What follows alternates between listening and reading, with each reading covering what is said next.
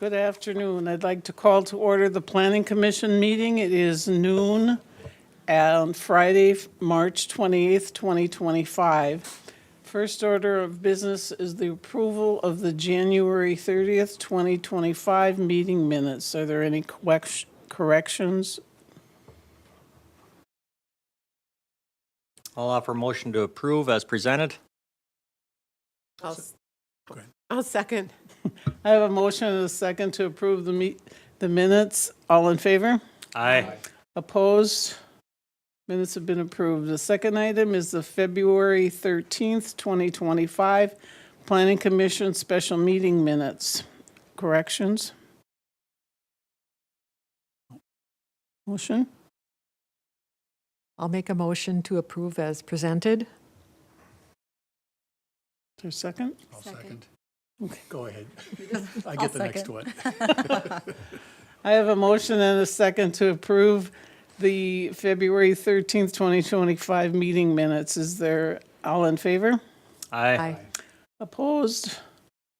Minutes have been approved. Next item is the February 27th, 2025 Planning Commission meeting. Are there any corrections?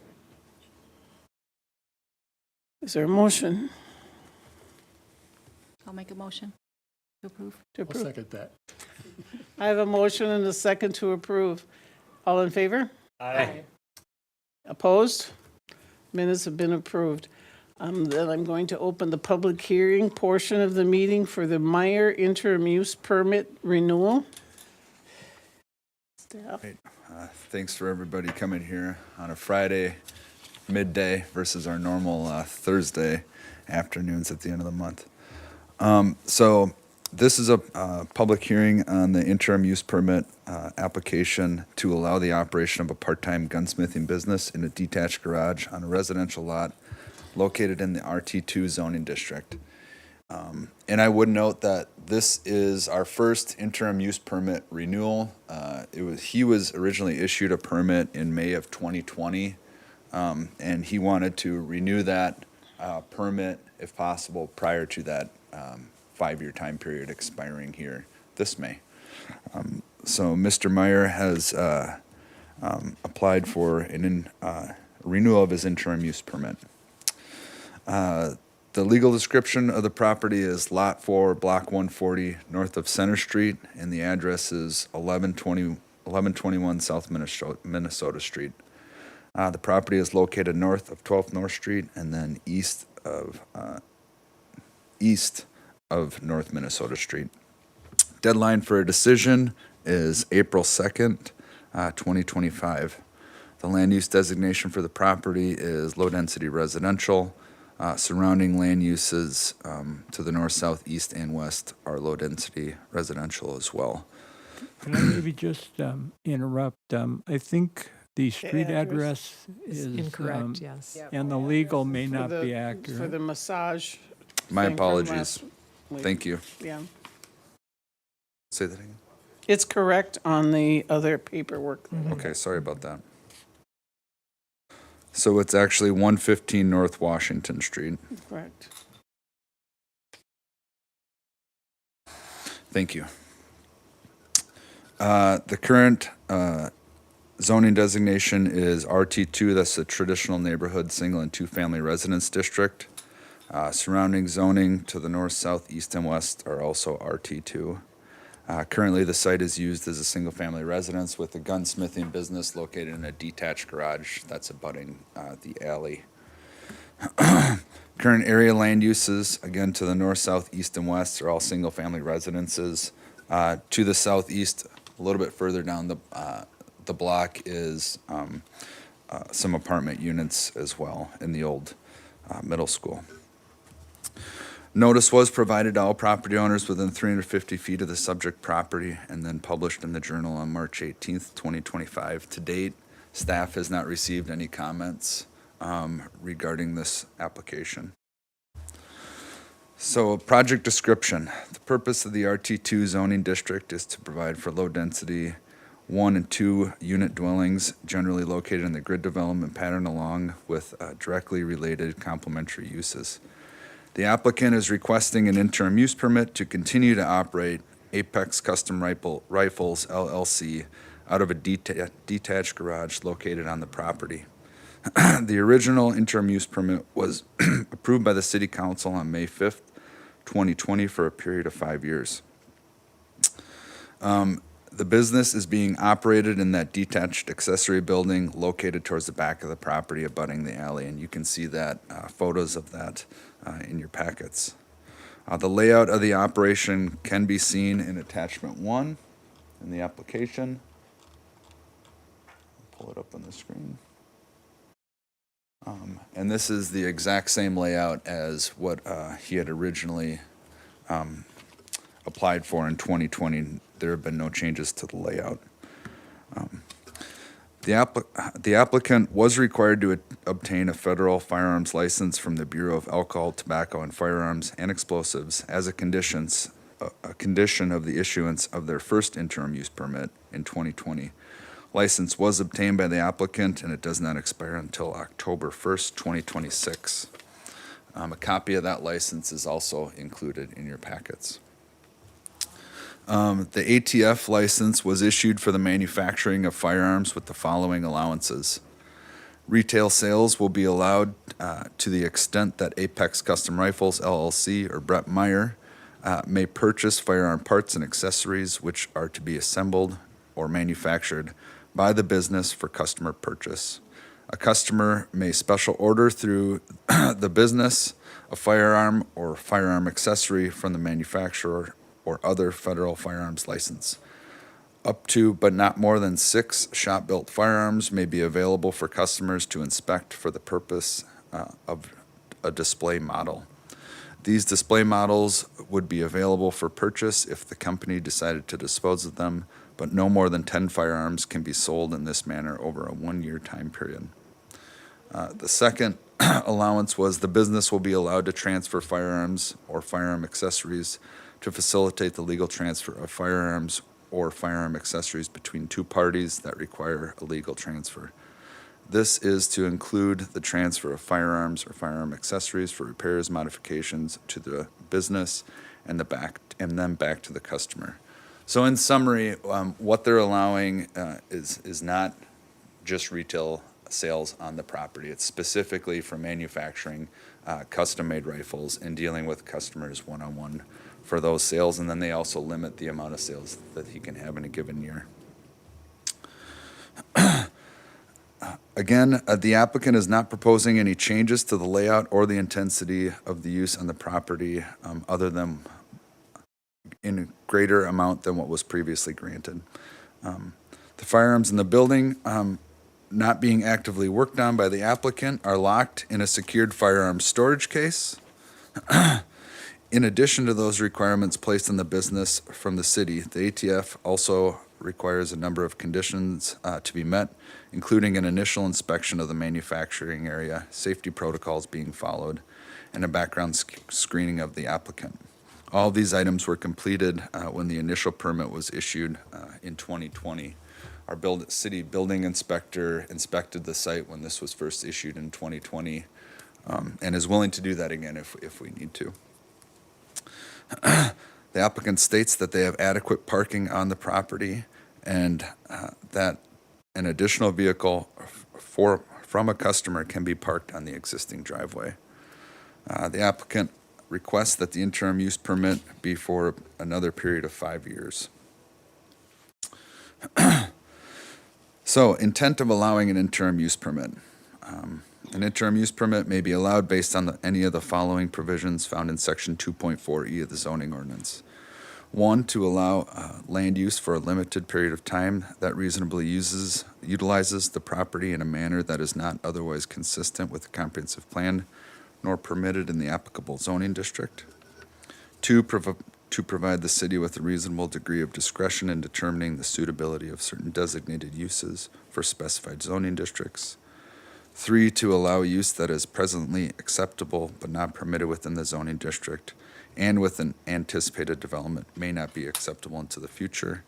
And then 4, to allow a temporary use of the property until a particular date, until the occurrence of a particular event, or until zoning regulations no longer permit it. So as we always talk about when we take a look at interim use permits, this is not, this is different than a conditional use permit. It doesn't stick with the land for the life of that property. It has a drop dead date in which it needs to either be renewed or it expires. So since creating the interim use permit regulations in 2019, we have had a number of permits that have been issued. The first two, Kala Woodworking and the float tank therapy business, both of those are no longer in existence on residential properties. The third one was issued to Mr. Meyer, and he wishes to renew that interim use permit today. So this is the first interim use permit renewal that the Planning Commission has considered. Since the issuance of the original interim use permit to Mr. Meyer, we have not received any comments or concerns regarding this interim use permit on the property. Again, the applicant is not proposing any changes to the layout of the business within the detached garage. So just a little bit of site history here. This is a single-family home that was constructed in 1915. The home is located on a 50 by 165-foot lot that was platted on the original city plat, so a typical grid lot. The location of the business is in a detached garage located in the rear of the property and was originally conducted as a barn on the site. The new home comprehensive plan adopted in 2024 has the following guidance related to this request. So Chapter 4, land use, says that we should provide some land use flexibility. And then Chapter 5, housing, goal number 3 is to preserve the character of existing neighborhoods that give New Ulm a sense of place. This proposed use, staff does not believe is in conflict with those items set out in the comprehensive plan. So, in order to recommend approval of the interim use permit, the commission will need to determine that the request meets the standards provided in Section 2.4E of the zoning ordinance. These standards can be found in the interim use permit findings of facts worksheet. That's attachment 6. I would note the past few meetings we've been going through each of those questions individually and then answering them. But if you remember a little while back, we had discussion with the city attorney. We are able to, if the commission is agreeable to all of the answers to the questions and the staff completed finding of facts, we can just accept that form altogether and not have to go through each question unless there's additional things that come up.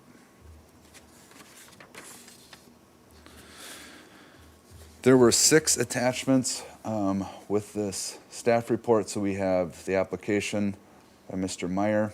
We have his license by the ATF. We have attachment number 2, the site location map. Attachment number 3 is the zoning map. Attachment 4 is the site map, and it's there's an arrow here pointing to that detached garage abutting the alley. And you can clearly see that there is additional parking available if needed by a customer. Here is some actual photos of the property. You can see he does have a sign right here. And it is less than the amount that we allow in a residential zoning district. And then finally, attachment 6. It's the staff completed findings of facts. So, staff's evaluation of this application. We believe that the application complies with the standards for granting an interim use permit. There is going to be minimal traffic generated from this type of business at this location.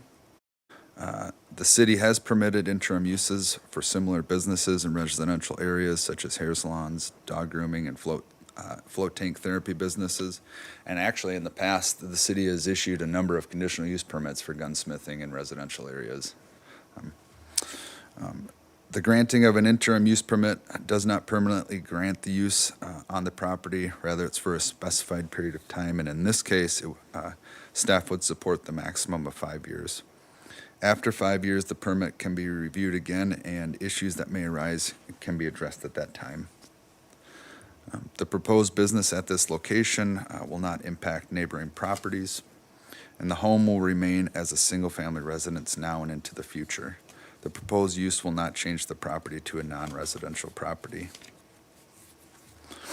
We did have 14 conditions, and these were actually just copied over from when this was originally granted in 2020.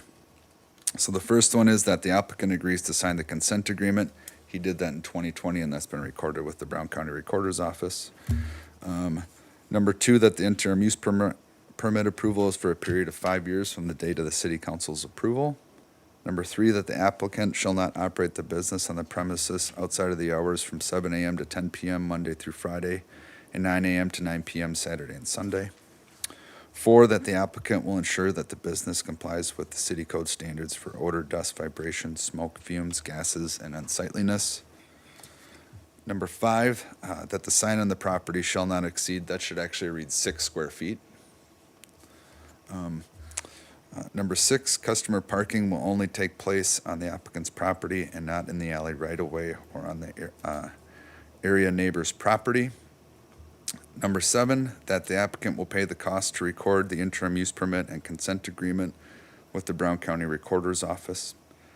Number 8, that activities will not include the manufacture or stocking of firearms or firearm accessories at 115 North Washington Street for the sole purpose of displaying, selling, or maintaining inventory for walk-in retail customers. And then there were 2 conditions which I previously read from the ATF. Number 9, business operations will not generate noise that violates Section 8.08 of the City Code.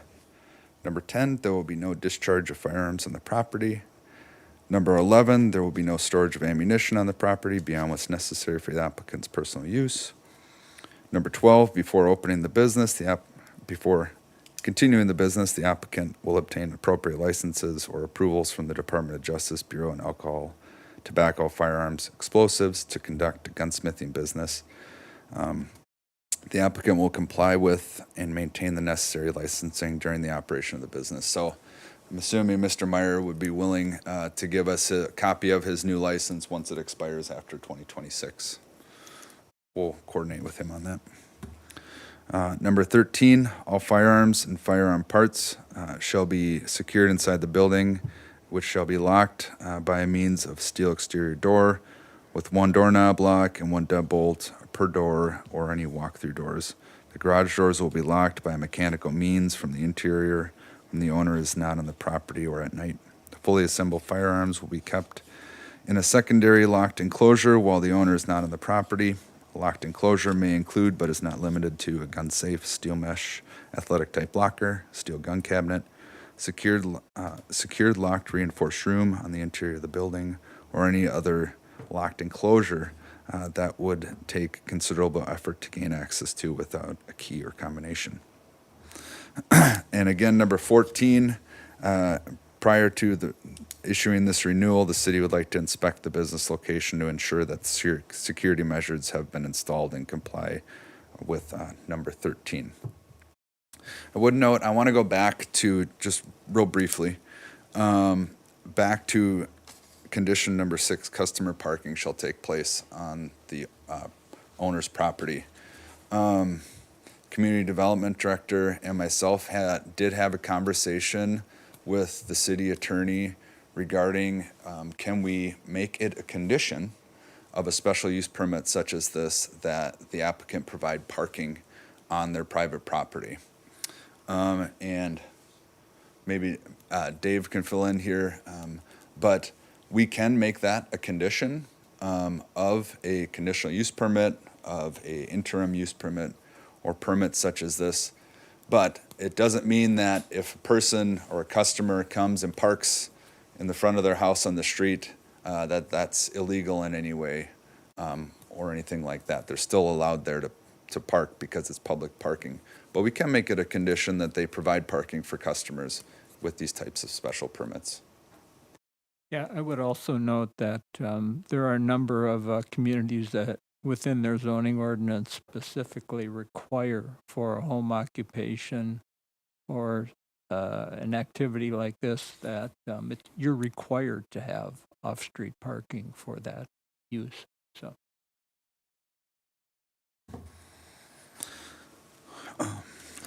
Lastly, we had two potential motions, one to recommend approval with conditions of the interim use permit, and one to deny. And that concludes the staff report. Okay, I'd like to discuss the finding of facts form, and I'm in agreement with the city attorney and everything, if everyone has read this, that we save some time and agree or disagree. But if there are questions with specific areas, then we'll go through the whole thing. So how does the commission feel? Do we accept the reading that we did on our own, or do you want each question to be gone through? No, I think saving the time here is fine. We've all read it. It's public record. We can take something out and discuss it if we want to. So I think just as a whole is Are we in agreement? better. I'm okay with that. Okay. I mean, and this is a renewal, and we've had no complaints in the past, and Okay. Okay. Then I'm going to ask if everyone agrees with the yes or no. The yes, that everyone's approving the finding of facts. Okay. Yes. yes. Yes. Okay. That leaves us open to any further discussion on this before I close it for the motion. We're going to close the public hearing. Close public hearing, yes. I have just one sort of comment. On condition number 12, that has to do with the federal licensing. Would it make sense to say that if their licensure expires, the federal licensure expires, this becomes invalid? I think even rewording it by continuing doesn't quite close the gap. It doesn't say that if the licenses expire, it doesn't really say what happens to this IUP. Maybe So- we can tie the two together and just say, if that one expires, this becomes invalid. Sure. So add to number 12, if the applicant's federal licensure expires, the interim use shall become null and void, something like that. Yeah. Okay. Or perhaps just however you want to word it. I don't know that we want to come back here again. If he were to get his license renewed again and he still had his 5 years, maybe we're okay with just saying it's valid again. So maybe it's not null and void, maybe just invalid. Okay.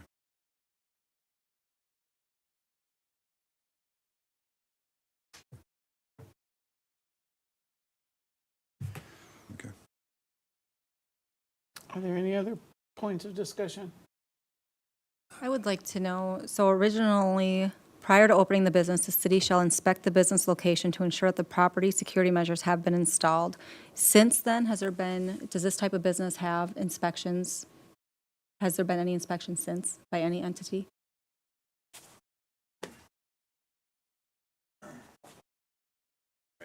So my State your name, name and address. hi, my name is Brett Meyer. I'm at 115 North Washington. So yeah, as far as the inspections, ATF requires inspections at their willingness, Their mercy. whenever they want.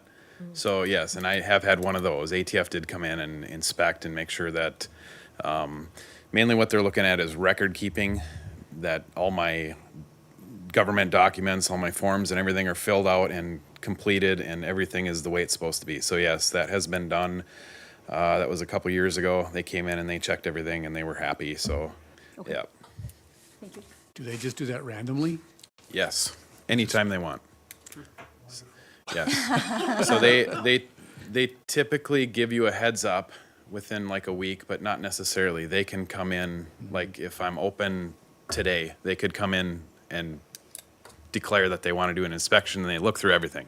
So you basically have to keep up on this stuff on a daily basis, and there's requirements and there's all sorts of stuff that you need to follow as far as paperwork and everything else to be on top of it, because yeah, they could come in at any moment, and if they find something they don't like, they will close you down. So it's kind of a big deal.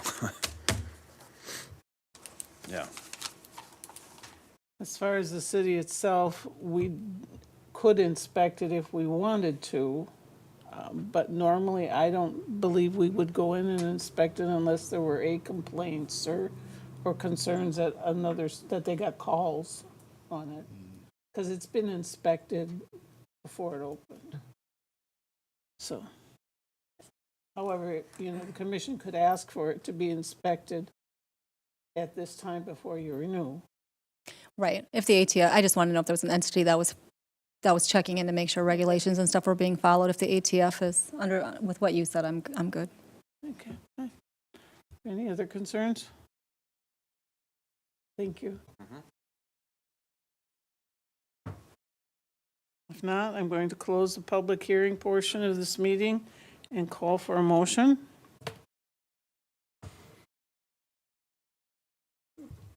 Well, if I may, I'll move that we recommend approval of this interim use permit as presented by staff with the 14 conditions and with the amendment to 12.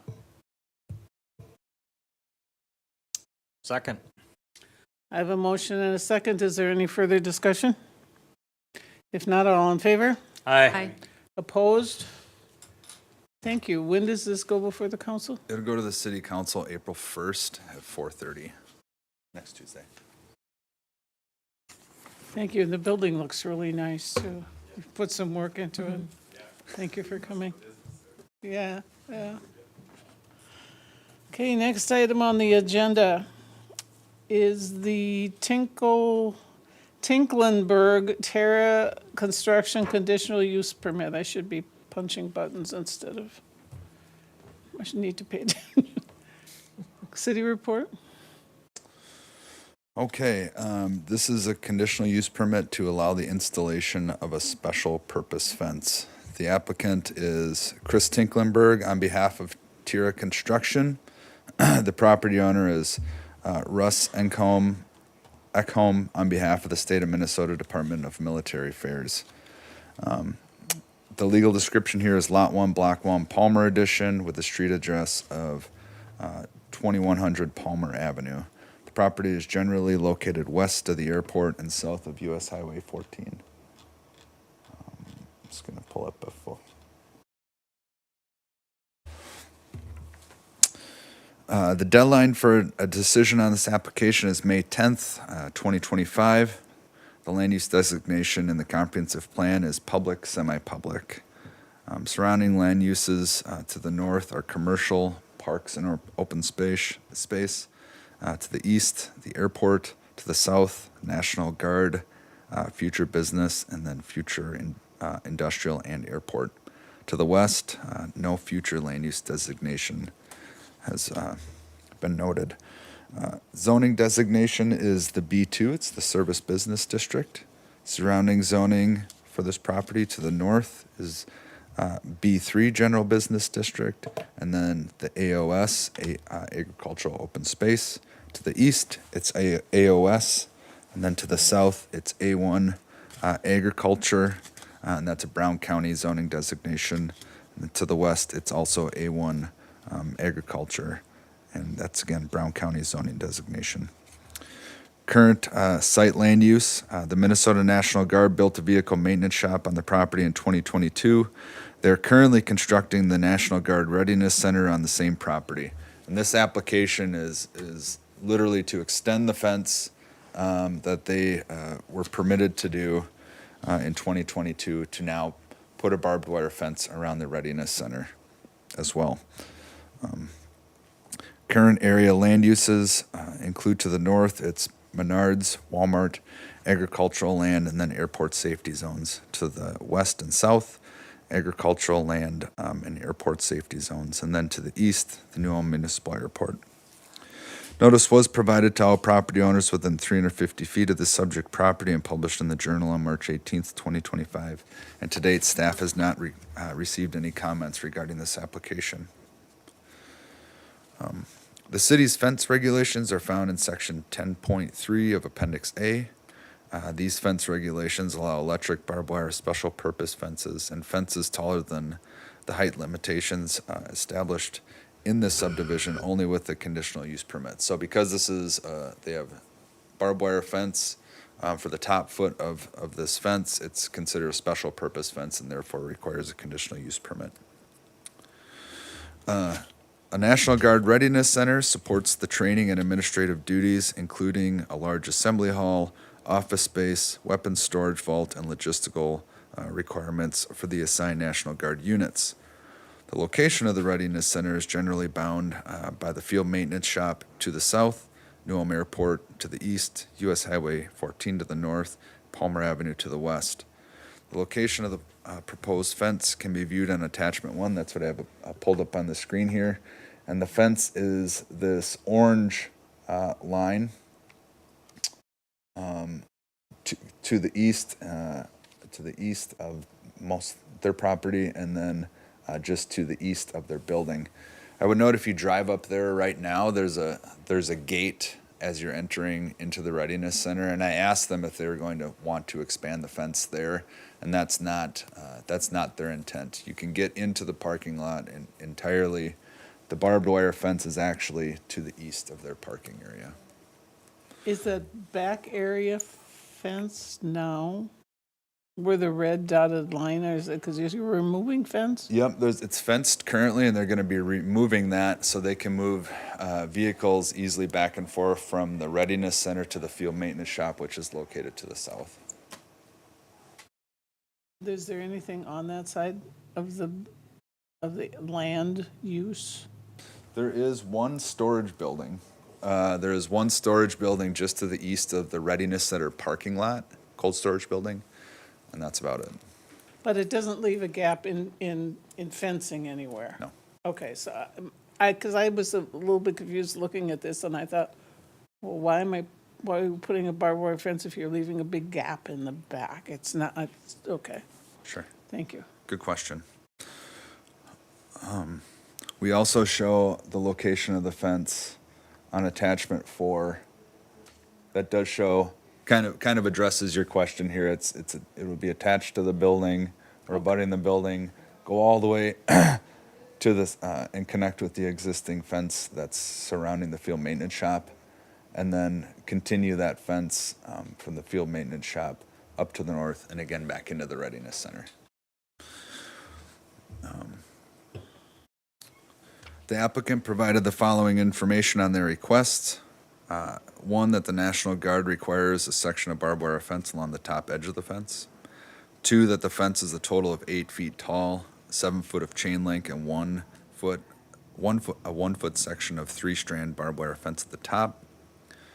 3, that the barbed wire fence in question is approximately 200 feet away from the road and will have minimal visual impact or impact on other properties. And then 4, that the purpose of the fence is to keep persons from entering the site as it will house large military vehicles and operations. The existing National Guard vehicle maintenance facility located at 1523 South Washington also has an outside area with the similar fencing arrangement, if you're familiar with that site. The New Ulm Public Utilities electric substation at 1523 South State also has a similar fencing arrangement. And again, the field maintenance shop, which was constructed at 2100 Palmer Avenue, was already granted a CUP for a barbed wire fence in the past. So in order to recommend approval of the permit, the commission will need to determine that the request complies with the review criteria section found in section 2.4D4 of Appendix A of the City Code. That same criteria is also found on our findings of facts form. We did have 6 attachments here. So we had attachment 1, which was the application, and then they included a site plan with fence locations as well. Attachment 2 is the site location map, and you can see here, this is what's shown here as being constructed is actually the field maintenance shop. Where the arrow is pointing is going to be where the Readiness Center is going to be located, and they're well underway with construction. I'm assuming will be finished this year with the construction of that site. Attachment 3 is zoning map. Attachment 4 is a little bit closer view of the site map, and then showing where the fence is going to be located in orange. And then attachment 5 are ground level photos of the site. Staff would recommend approval of the request for the following reasons. One, you can see the staff's completed findings of fact form, and that's all of the reasoning behind why we would recommend granting approval of this conditional use permit. We do recommend 4 conditions. One, that the applicant pay the cost to record the permit with the Brown County Recorder's Office. 2, that the fence be installed in the location shown on attachment 4, or as they've presented to us in their application. 3, that the fence and the fence height and the amount of barbed wire fencing installed will be described in the conditional use permit application dated March 7th, 2025. And then 4, that if there's a change in ownership or occupancy of the applicant's property at 2100 Palmer Avenue, the installed fence will be brought into compliance with city fence regulations within 3 months of the change. We had 2 potential motions, one to recommend approval with conditions, and then one to deny the application. And that concludes the staff report. Thank you. I have one question, and I think it's just to refresh my memory. The South State Street facility stays, right? Or is that all moving out to this facility also? Yeah, as far as the city's understanding that everything at that field maintenance shop will now be going out to this site. So the South State Street property becomes available then also? Potentially, at but some point, it's our understanding they have to go through that federal process of trying to sell that, and that can be a little bit of a time-consuming process. Okay. That would be, that was my question. I couldn't remember. Are there any other questions? Okay, going to the finding of facts form.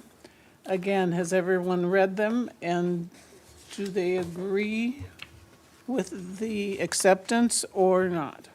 You agree? Yes. Yes. Okay. Then we'll waive the reading of the finding of facts form. Is there any further discussion? No. And I would close the public hearing portion of the meeting and call for a motion. I'll make a motion to recommend approval with conditions, the application of Chris Tinklenberg on behalf of Terra Construction and Russell Ekholm on behalf of the State of Minnesota Department of Military Affairs for a conditional use permit to allow the installation of a special purpose fence on the property legally described as Lot 1, Block 1, Palmer Edition. I'll second. I have a motion and a second. Is there any further discussion? That's with the conditions, correct? Correct. Okay. Yes. Is there any other discussion? All in favor? Aye. Opposed? And when does this appear? This will also go to the April April. 1st city council meeting at 4:30. Thank you very much.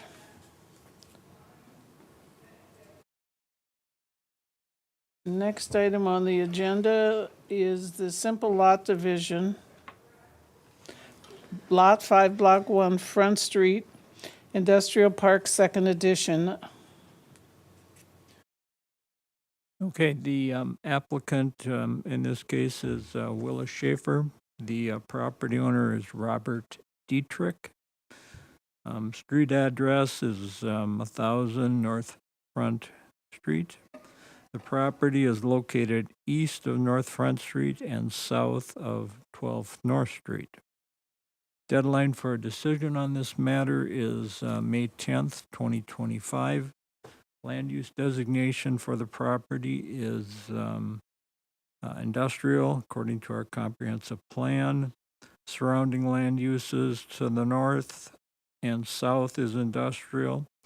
To the east, it's parks and open space, and to the west, it's a combination of industrial, railroad, and low-density residential.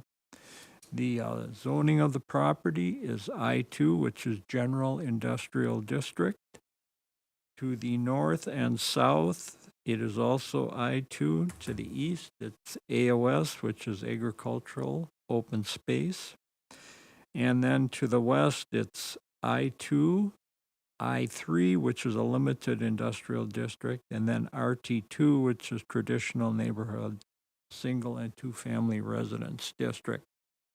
The current site use of this property is it's vacant, but there also is storage taking place, and this refers to the area where the simple lot division will take place. There also is an office building located on the property. So current area land uses, to the north, we have Minnesota Valley Testing Labs. To the east, we have property that's vacant and floodplain. To the south, we have Schaefer Crane. And to the west, we have Schaefer Crane and then storage buildings. Notice none is required and no public comments have been provided on this request. A little bit about the proposed request. Schaefer Well Company is purchasing the property from Robert Dietrich on a contract per deed basis. The lot area of Lot 5 is 10.5 acres. As noted previously, there is one building on the property. Street address again is 1000 North Front Street. The building on the property has 11,292 square feet. The applicant is proposing to divide Lot 5 into two parcels. The new parcel of property is located on the north side of the property by the MVTL building. This would allow Schaefer Contract to construct a new office building on this new parcel of property. The new parcel would have a width of 150 feet and a depth of 470.79 feet. A cold storage building could be constructed on the property at a later date. The approximate size of the new parcel would be 1.62 acres. The proposed new legal descriptions would be as follows. It would be the southeasterly 150 feet, of the northwesterly 190 feet, of the southwesterly 470.79 feet of Lot 5, Block 1, Front Street Industrial Park, Second Edition, City of New Ulm, Brown County, Minnesota. The second parcel would be described as Lot 5, Block 1, Front Street Industrial Park, Second Edition, City of New Ulm, Brown County, Minnesota, accepting therefrom the northwesterly 190 feet of the southwesterly 470.79 feet. I would note that I had these descriptions reviewed by the county recorder, and she said that the descriptions are acceptable. There is no lot area, lot width, or lot depth requirements in the I-2 zoning district. There are required setbacks, but none would impact the lot division. More so, it would impact any development that took place on the parcel. And the staff has not been advised of any utility conflicts caused by the proposed lot division. You have attachments. The first is the applicant's letter, and you will note that in the signature lines, there are no signatures, but we do have a copy of that letter that has been signed now by both parties. Attachment 2 is a site location map, which, why don't you go back to attachment 2, and that shows the proposed location of the new buildings. So the shaded area on the left side of that picture is North Front Street. And you can see the MVTL building is John showing that with a cursor. Okay, then we have the zoning map is attachment 3. Attachment 4 is the simple lot division map on an aerial photograph, and then attachment 5 is ground level photos of the of the property. Staff would recommend approval of a simple lot division with one condition, since it complies with city code requirements. The approval is subject to the applicant, and that condition is the approval is subject to the applicant recording the resolution authorizing the simple lot division with the Brown County Recorder's Office. There are two motions, one to approve and one to deny the request. And that would complete the staff report. Thank you.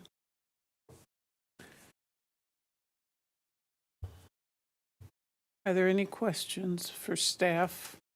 I have just one. Is there any issue with the trailer storage on what becomes sort of the orphaned lot when the smaller lot is vacant after it gets split off? Will it continue to have the open storage there? Is that an issue? No, that would not be. All right.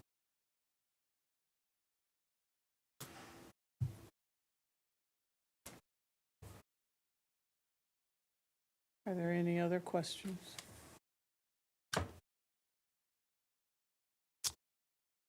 I've got no questions. I'm going to recommend approval with one condition. The simple lot division of Lot 5, Block 1, Front Street Industrial Park, Second Edition, City of New Ulm, Brown County, Minnesota, accepting their form, the northwesternly 40 feet of Lot 5, Block 1, Front Street Industrial Park, Second Edition. I'll second. I have a motion and a second. Is there any further discussion? If hearing none, all in favor? Aye. Opposed? Again, is this an April 1st? April Fool's Day? Right. Thank you. Next item on the agenda is city council reports.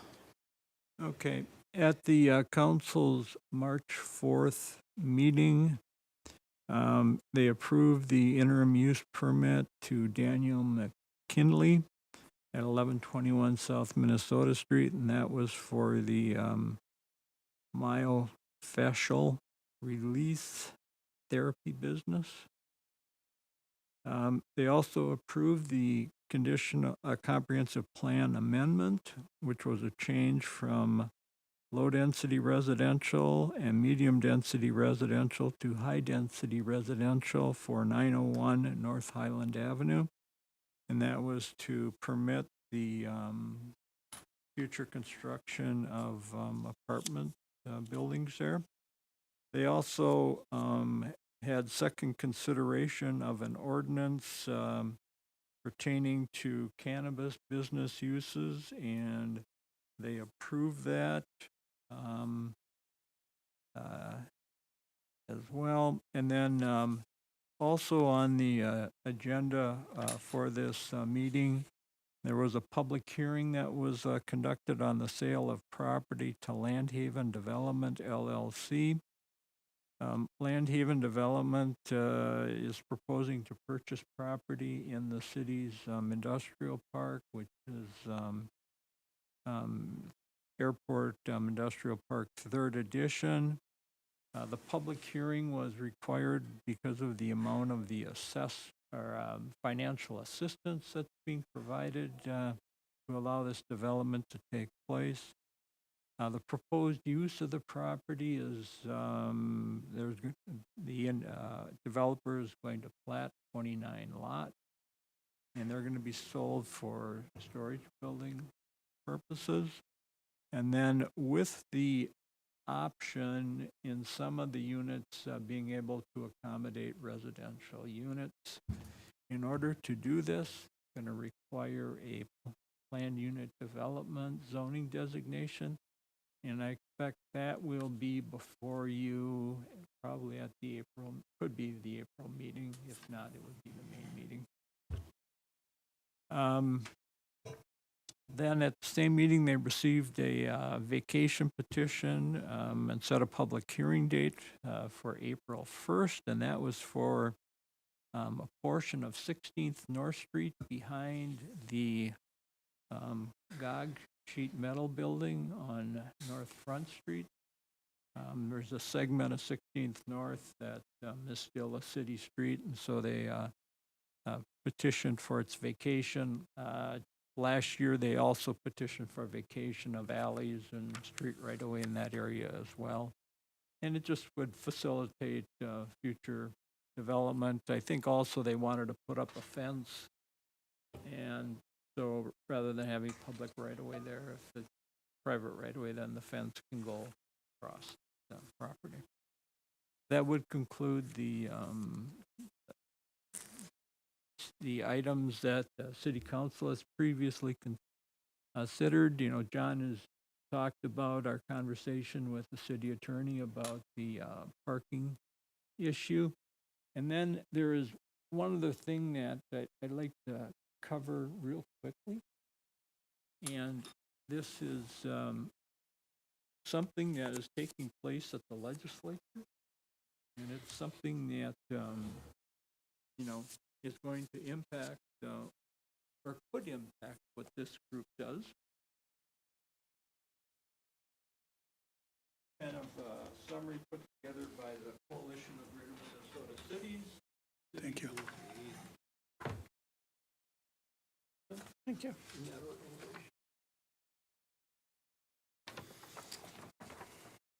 Thank you.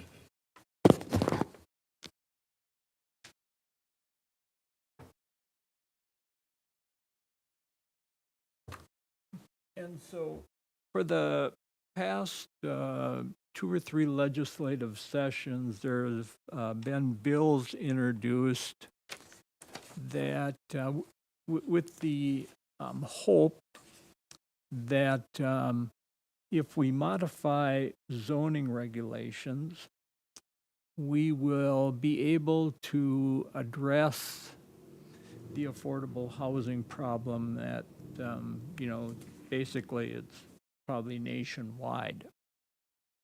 And so each year there's been these bills introduced, and for the past couple of years they have not been successful.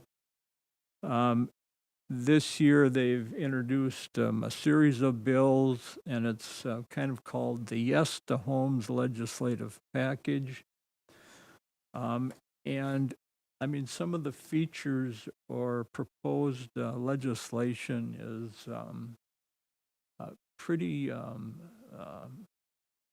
significant as far as the changes that it would bring to the community. I would note that these laws would apply statewide. So from the smallest town to the largest town, although there are some different requirements for different cities based on population. But there are 3 main bills, and I would note that these bills change. There's things taken out and being added and as it goes through this process. But some of the common features, you know, on the first page is there would be no parking requirement. So if you wanted to, you could build an apartment building and not provide any parking. Now, what the proponents would say is, well, they're going to have to provide parking for people that live there. But they also don't have to, or they can reduce the amount of parking that they provide, maybe let some parking take place out on the street, which, you know, is legal to a degree. Design requirements, municipality can't impose requirements for construction materials or methods or architectural elements, building egress, durability, energy efficiency. You know, we don't have anything like that in our zoning ordinance. Some of this kind of, I'm curious how this is going to interface with the building code. So that's going to be kind of interesting. They're recommending the 4th bullet, an administrative approval process, where things, they want to accelerate the approval process, and they want to eliminate public hearing and still have, you know, the ability, I think, you know, there would be meetings, but they would not, I don't know if you can send out notices anymore. A lot of this is still like being developed. We're not real certain about it, but they want to get rid of public hearings for a lot of items. And so that's kind of the common features. If you turn to the second page, this is kind of a list of the 3 bills and what their content is. So we have the Minnesota Starter Home, we have the Missing Middle Act, and we have the Housing and Commercial District. And the Minnesota Starter Home, basically there is, they want, there's no such thing as single-family zoning anymore. So you have to require duplexes and ADUs. ADUs is auxiliary dwelling units. That's something that you would attach to a single-family dwelling, as well as townhomes in newly platted districts and vacant lots. So if there was a vacant lot in the Gridiron part of New Ulm where you've got single-family dwellings around it, you could put a townhome there. And some of the legislation allows you to have like 3 units, in a structure. The Missing Middle Act, you may remember this from the comprehensive plan process. There was missing middle housing that was identified in the comp plan. But so the first bullet, all covered cities, which I believe New Ulm would be a covered city, must create mixed housing districts in at least 50% of the city's land that is zoned residential. These mixed housing districts must allow either of the following as permitted uses. So single-family dwellings, townhomes, duplexes, triplexes, or ADUs combined with single-family dwellings. Fourplexes are optional. And then the other option is any combination of residential dwelling units or mixed housing to support the density of at least 1 residential unit for every 4,000 square feet. In our Gridiron, we're at 8,250 square feet, but we do allow in a good part of our Gridiron, duplexes. So we actually would come in at least that particular zoning district, we probably would come close to complying with that standard. But then you've got to create commercial corridor districts that encompass lots that abut state aid streets at some increased density. As indicated, you can't impose requirements unless provided for in the state building code. Then there's it places standards on housing any standards on housing must be directly related to protecting public health, safety, and general welfare. The third bill is housing and commercial districts, and basically with the exception of heavy industrial zoned areas, they want to allow housing in any other district. So, and there's, other requirements. Height limitations are restricted. The administrative review is limited to 60 days. So this is under active consideration, and this has actually been passed out of some subcommittees already. So this is really a very radical change, and in the Coalition of Minnesota Cities, and actually I think our staff would agree that this isn't going to solve the problem. Because the problem, very simply, is cost. Cost of land, cost of infrastructure, cost of materials to build a house, cost of labor to construct. And those elements, you can't generate rent or mortgages to cover that. That's the problem. And I don't know, a lot of this is being driven by metropolitan area legislators. I don't know if they've ever been to outstate Minnesota or greater Minnesota, just to see what things are like out here and what the problems are that we deal with. But this is just completely foreign to us, how this has any standing and why this is given active consideration, because it very simply isn't going to be successful. So, why don't you go ahead and read it? And if you want to call, if you know any legislators, I'd like to call them and tell them. I'm waiting to see how the Falcon Heights parking resolution comes up, where they're going to permit one parking place per residence, and the rest of the parking places are $25 a day on the street. That's for the state fairgrounds. That's around the state I read a little fairgrounds. bit about that just recently. So you get one parking place if you live there, whether you pay property tax or not. So stay tuned for further updates. Is there any other business to come before the commission, because the Heritage Preservation Commission has no report? I'm going to just ask David a question, so you spoke briefly about the potential 29 lots that could be under a planned unit development. So there could be a chance that this could be adopted by our government. We may not even have to go into a planned unit development then for that area. Would that be correct, if I'm interpreting? Well, there's a provision in there about planned unit developments. I think they would like to get rid of them. And it all depends on, the existing terms that are being used.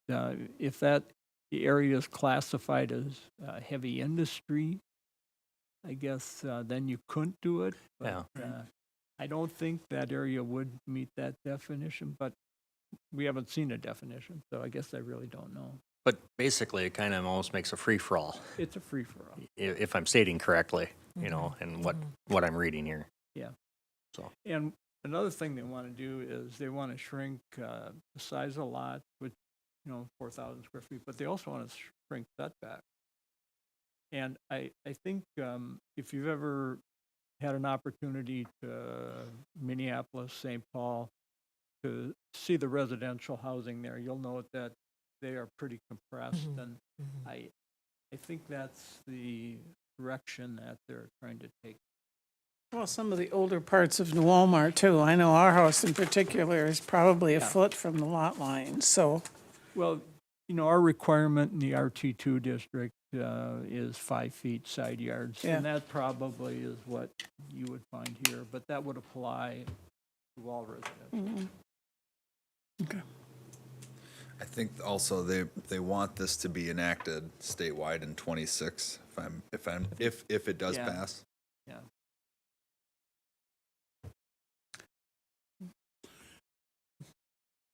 Well, it would certainly be interesting.